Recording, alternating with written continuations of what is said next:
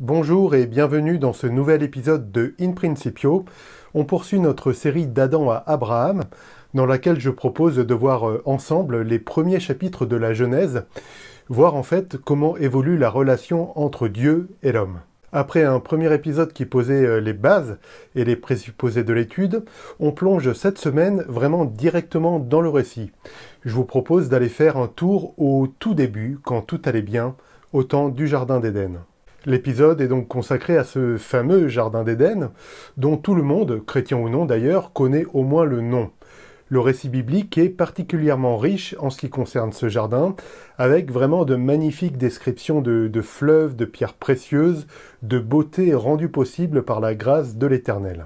On découvre au chapitre 2 du livre de la Genèse, Éden, un magnifique jardin. Mais, au fait, est-on certain que ce n'est qu'un simple jardin ? Et si en fait, Éden était bien plus que ça ?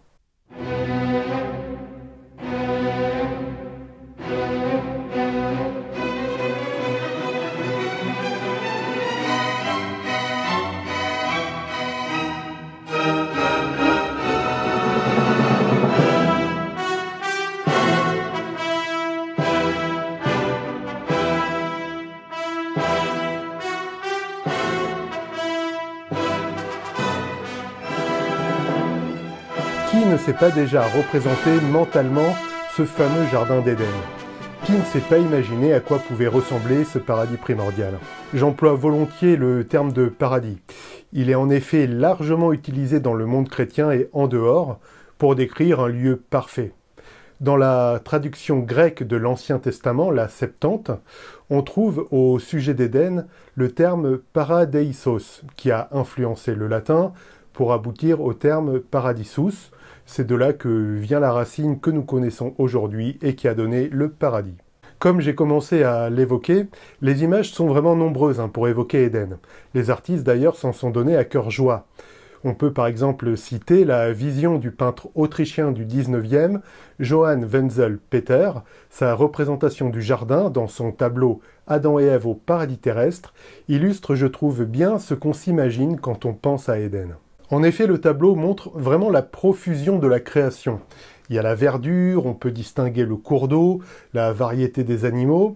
Je vous invite vraiment à regarder le tableau en grand sur votre écran quand vous en aurez l'occasion. Ce sera plus parlant que le petit timbre-poste qui se trouve sur votre gauche. Le Seigneur nous a donné une imagination en fait assez fertile pour nous faire une représentation d'Éden. On peut se nourrir, comme on l'a vu, des œuvres existantes pour se mettre dans l'ambiance, si je puis dire, du jardin primordial. Simplement, l'imagination, si elle est fertile, est parfois prisonnière de ses biais. En fait, à trop se reposer sur l'imagination, on risque de se forger un jardin d'Éden, en fait, à notre image et notre convenance, au risque d'occulter certaines vérités sur cet endroit mystérieux. C'est donc dans la Bible qu'on va trouver le premier matériau pour nous guider dans les premiers pas d'Adam. Dans la première partie, que j'ai intitulée « Un homme, une femme, un jardin », on va voir quelques données bibliques sur Éden. Dans la deuxième partie, on va faire un petit inventaire de certaines hypothèses quant à la localisation d'Éden. Comme vous allez le voir, la recherche a été fertile, en théories sensationnelles, un peu moins en résultats probants. Enfin, on va dans la dernière partie évoquer ce qui semble être la véritable vocation du Jardin d'Éden. Au-delà de la beauté de la nature, des animaux, du premier couple, on va se poser la question du sens théologique de ce lieu magnifique. Comme on va le voir, Éden est évoqué en lien vraiment serré avec la création de l'homme. On peut lire au chapitre 2 de la Genèse « De l'eau se mit à sourdre et à irriguer toute la surface du sol. L'Éternel Dieu façonna l'homme avec de la poussière du sol, il lui insuffla dans les narines le souffle de la vie, et l'homme devint un être vivant. L'Éternel Dieu planta un jardin vers l'Orient, l'Éden, le pays des délices, il y plaça l'homme qu'il avait façonné. » C'est donc ici qu'on commence vraiment le récit d'Adam à Abraham avec l'apparition du premier homme. Sans plus développer, j'ai dédié un épisode entier à ce sujet. Je vous laisse ça dans les fiches et dans la description. Je crois en la réalité d'un Adam historique. Le situer dans l'histoire est une autre paire de manches. Je vous renvoie au podcast que je vous suggère pour apprécier les principales théories à ce sujet. Une première chose qu'on voit avec ces versets 6 à 8 du chapitre 2, c'est un ordre. On peut s'imaginer, bercé par la culture populaire, que Adam est né en Éden, dans ce lieu magnifique. Mais ce n'est pas le cas.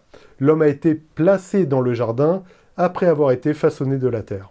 Une première leçon théologique est que, vraiment dès le début, Dieu pourvoit aux besoins de sa créature en le plaçant dans le meilleur endroit qui soit. La tradition qu'on trouve dans notre Bible, Éden, est parfois développée en Éden, le pays des délices. Ça en dit long sur les intentions de Dieu pour sa créature. Il veut le meilleur pour elle. D'autres tentatives d'interprétation du terme Éden existent. Henri Blocher en relève une, peu probable, dans son ouvrage Révélation des origines. Le rapprochement que l'on fait fréquemment avec le sumérien Edina, steppe, de telle sorte qu'on lit Genèse 2.8, un jardin dans la steppe, donc une oasis, ne s'impose pas à nous. Le théologien Cassuto, en particulier, le juge impossible et recourt plutôt à une racine ougaritique pour introduire l'idée d'irrigation, un jardin abondamment arrosé. L'irrigation du jardin est essentielle. Et ça, on y reviendra dans la troisième partie de la vidéo, sur le sens profond du jardin. On peut quand même déjà relever qu'un fleuve sort du jardin, qui se divise en 4 bras. Certains fleuves ont des noms bien connus, on trouve le Tigre et l'Euphrate, cités en Genèse 2, verset 14. Les 2 autres fleuves, Pichon et Guillon, ne sont cités nulle part ailleurs. On peut quand même noter qu'il est probable que Guillon vient du mot hébreu qui veut dire jaillir. En fait, pour rassembler ces données, il faut en revenir à notre clé de lecture. Rappelez-vous, le premier épisode. On avait défini ce qui allait être la démarche, à savoir considérer ces premiers chapitres de la Genèse comme un récit stylisé, une construction littéraire et non une description littérale. Avec cette lecture, pas besoin en fait de spéculer longtemps sur une localisation précise des fleuves. L'auteur de la Genèse mêle fleuves connus des Israélites, le Tigre et l'Euphrate, qui irriguent la Mésopotamie, avec des noms qui possèdent une signification forte, comme Guillaume, l'eau qui jaillit. À la suite de bon nombre de commentateurs, on peut donc voir dans ce fleuve qui se divise en 4 bras fertiles, une allusion au fait qu'effectivement, l'abondance sur la terre entière est due à Dieu et à Dieu seul. Il est aussi évoqué des métaux précieux. Au verset 11 et 12, le texte parle d'un pays au sol gorgé d'or. Il évoque aussi la pierre précieuse appelée onyx. On y reviendra un peu plus tard dans la dernière partie. On a donc vu qu'il y a un jardin Éden, il y a un homme Adam. Il va bientôt y avoir une femme, comme on peut le lire un peu plus loin. L'homme donna donc un nom à tous les animaux domestiques, à tous les oiseaux du ciel et aux animaux sauvages, mais il ne trouva pas d'aide qui soit son vis-à-vis. Alors l'Éternel Dieu plongea l'homme dans un profond sommeil. Pendant que celui-ci dormait, il prit une de ses côtes et referma la chair à la place. Puis l'Éternel Dieu forma une femme de la côte qu'il avait prise de l'homme, et il l'amena à l'homme. Alors l'homme s'écria, « Voici bien cette fois celle qui est eau de mes os, chair de ma chair. Elle sera appelée femme, car elle a été prise de l'homme. » Le jardin d'Éden ne semble pas être un lieu d'oisiveté passive. En effet, l'homme a un rôle, il s'occupe de ce jardin magnifique, il nomme les animaux, et la femme n'est pas qu'une simple aide. Au verset 24, on peut lire un passage repris par Jésus face aux pharisiens pour justifier l'indissolubilité du mariage. C'est pourquoi un homme se séparera de son père et de sa mère et s'attachera à sa femme, et les deux ne feront plus qu'un. Alors, je ne vais pas ouvrir ici un développement sur le mariage. Simplement, on peut voir qu'il fait partie des volontés de Dieu dès le commencement. Une constante dans la Bible, c'est la volonté de croissance de l'Éternel. On le voit avec le mandat missionnaire confié à l'homme, la volonté de remplir la terre.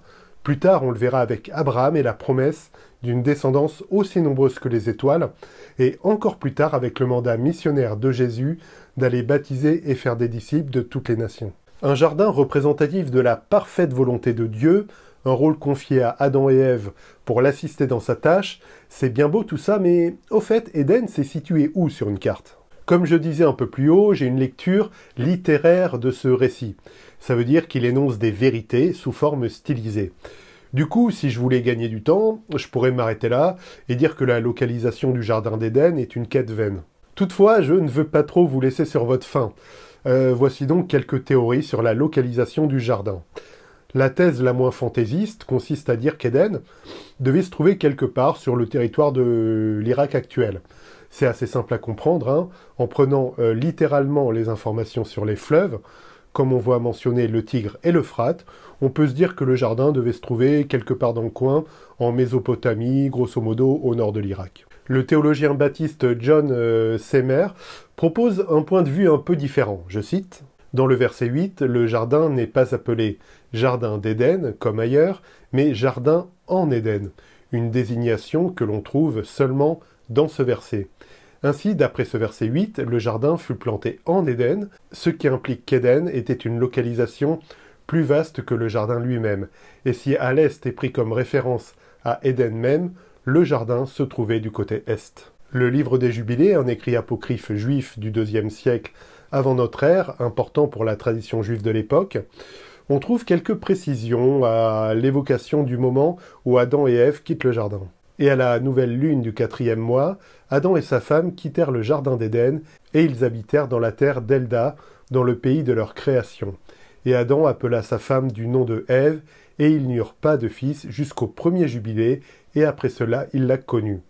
Maintenant il laboure la terre, comme il en a été instruit dans le jardin d'Éden.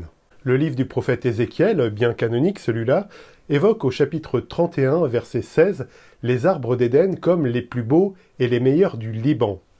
Éden serait donc situé au Liban, selon le prophète. Je plaisante, hein, en fait c'est vraiment forcer le texte. Sans doute Ézéchiel fait-il allusion à la perfection d'Éden en évoquant ce qui se faisait de mieux à l'époque en matière d'arbres, à savoir les cèdres du Liban. C'est sans doute tout simplement une figure de style. Voilà pour les principales hypothèses sur la localisation d'Éden. Alors, il y en a encore plein d'autres, je vous laisse chercher sur Internet, vous verrez, c'est assez folklorique. Laissons de côté les hypothèses sur la localisation pour en venir à l'intérêt théologique de ce jardin d'Éden. Comme je l'ai annoncé, Éden est bien plus qu'un magnifique jardin avec de jolies plantes et plein d'animaux. L'homme a accès à tous les arbres du jardin, sauf à l'arbre du choix entre le bien et le mal. Adam et Ève peuvent avoir accès à l'arbre de vie, qui se trouve au milieu du jardin comme il est dit au verset 9. D'autres détails qu'on a déjà évoqués viennent se greffer pour compléter le tableau. On a évoqué rapidement le rôle de l'eau. Il se trouve que c'est un aspect primordial dans la symbolique des écrits bibliques. On retrouve notamment l'eau dans le temple décrit par Ézéchiel, on peut lire « Je vis que de l'eau jaillissait de dessous le seuil du temple du côté oriental, la façade du temple étant à l'est, et l'eau s'écoulait du côté sud de l'édifice en passant au sud de l'autel. » En fait, l'image est reprise par Jean dans l'Apocalypse. On trouve dans la Jérusalem céleste une vision assez similaire avec un cours d'eau qui jaillit. En gros, comme l'indique une note de la Bible du Semeur, l'eau semble être une image de l'Esprit de Dieu qui suscite la vie dans tout le pays. Autre paramètre assez frappant, c'est l'allusion aux métaux précieux dont on a parlé un peu plus tôt, l'onyx qui est évoqué au verset 12. L'onyx a une fonction en fait assez spéciale qu'on retrouve bien plus tard sur les habits sacerdotaux du grand prêtre. On peut lire en Exode « Tu prendras 2 pierres d'onyx sur lesquelles tu graveras les noms des fils d'Israël, 6 noms sur la première pierre et les 6 autres sur la seconde dans l'ordre de leur naissance. » Vous l'avez compris, Éden n'est pas simplement un jardin sympa pour organiser une garden party ou un pique-nique. C'est tout simplement un temple cosmique. Tout est là. Il y a l'Esprit de Dieu symbolisé par l'eau, l'arbre de vie au milieu du jardin. Il y a aussi les créatures qui doivent adorer Dieu, à savoir Adam et Ève.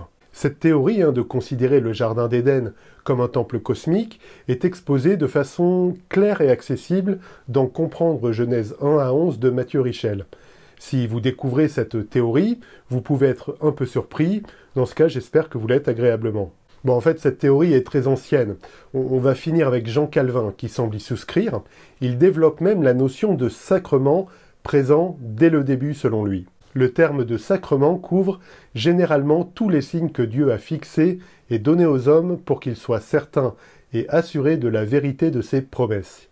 Dieu a donné l'arbre de vie à Adam et Ève comme gage de l'immortalité afin qu'ils soient assurés de l'avoir tant qu'ils mangeraient du fruit de cet arbre. Considérer Éden comme un temple cosmique éclaire en fait la cohérence un peu de toute la Bible.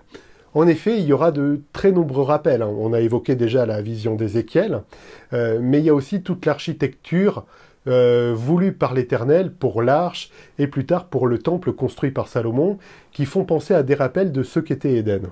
Bien entendu, à la fin de l'histoire, il y a la Jérusalem céleste. L'histoire des relations entre l'homme et Dieu commence dans un temple, comme on l'a vu, elle finit aussi dans un temple.